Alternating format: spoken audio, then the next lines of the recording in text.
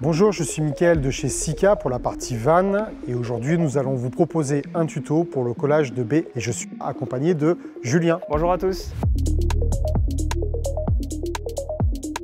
Voici la baie des double vitrage projetable qui fait à peu près 100 sur 50 cm, donc qui est assez grande. On va détailler ensemble toutes les étapes de collage qui sont indispensables.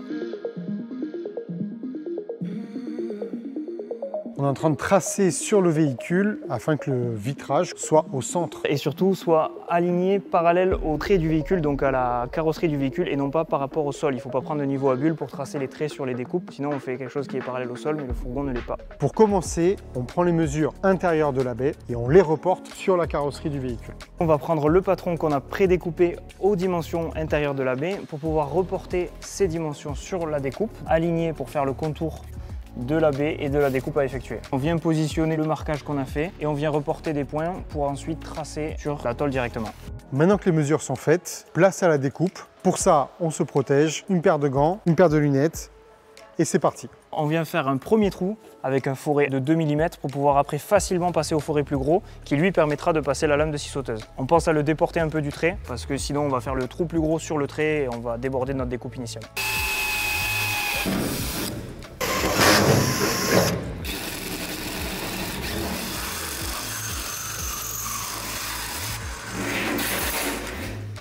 Je pose du scotch de protection afin de protéger la carrosserie de la scie sauteuse.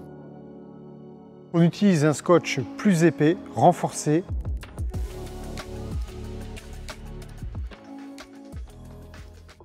Maintenant, on va passer à la découpe, équipée d'une scie sauteuse avec une lame métal. Nous avons commencé déjà à découper la carrosserie et là, cette fois-ci, on va renforcer la partie découpée avec la carrosserie afin d'éviter les vibrations et en même temps pour éviter que la pièce découpée tombe.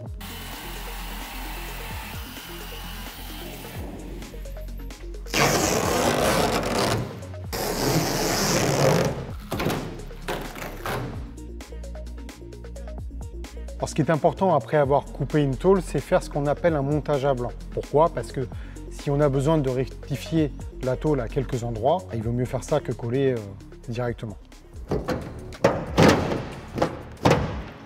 Julien, ça me paraît parfait. Ouais, t'es bien là.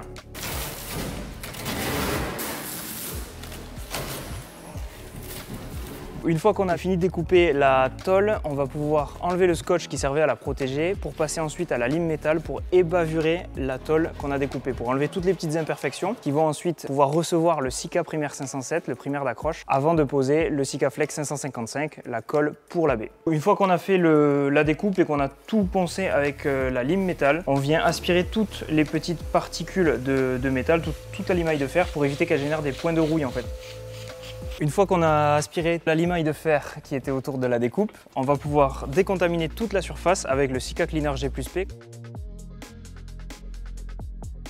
Donc on vient en mettre pas mal sur le chiffon et on va frotter la zone pour être sûr de décontaminer de tous les polluants qu'il y avait avant, de tous les produits qui se sont accumulés.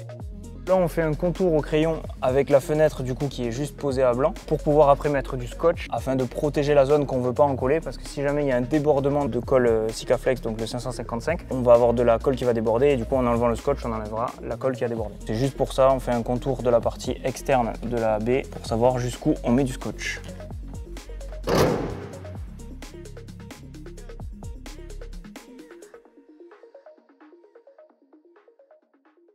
On va pouvoir appliquer le Sika Primaire 507 qui sert d'anti-rouille et de primaire d'accroche pour le Sika Flex 555, la colle pour la baie. Le primaire 507 est un primaire d'adhésion qui a aussi des propriétés anti-corrosion. Ce qui est important avant de l'utilisation, c'est de le mélanger pendant environ 1 minute. Une fois que c'est fait, on le met dans un petit récipient et ensuite on vient à l'aide d'un applicateur PCA tremper le primaire. Ça fonctionne un petit peu comme une petite éponge et on va pouvoir appliquer directement sur le véhicule.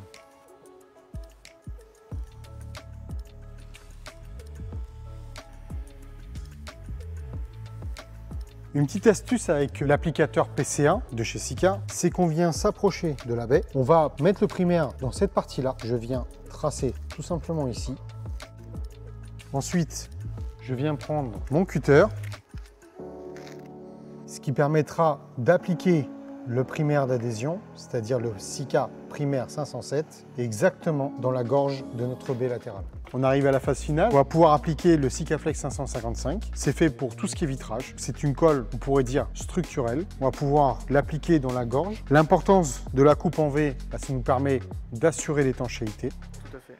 Et vu que le produit est suffisamment thixotrope, c'est-à-dire épais, et la vitre ne glissera pas et pourra nous permettre de générer une très belle adhésion. Du coup, on vient positionner la canule qu'on a pré-découpée en V ou qui est déjà livrée découpée en V pour le 555 en l'occurrence. Donc là, on le met dans le pistolet squelette, on enfonce jusqu'à la canule, on vérifie qu'on est bon. On positionne du coup le V à l'opposé du côté où on va. Donc par exemple, si on va à gauche, on met le V à droite et après, on peut démarrer.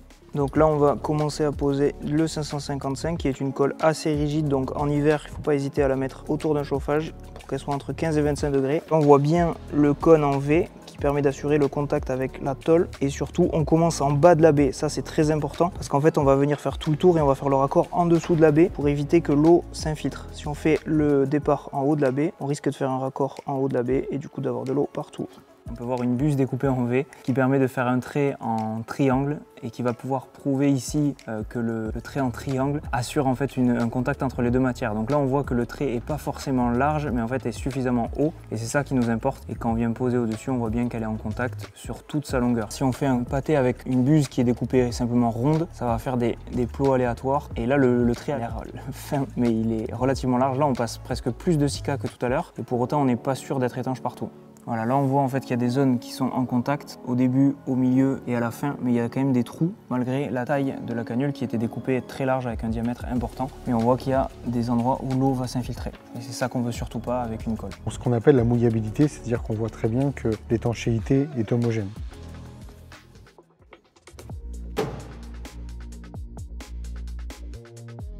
L'importance de mettre du scotch, puisque si la colle déborde un tout petit peu, on laisse la colle sécher pendant à peu près 1 heure ou 2. On met un petit coup de cutter gentiment autour. Ensuite, on enlève le scotch et c'est ni vu ni connu.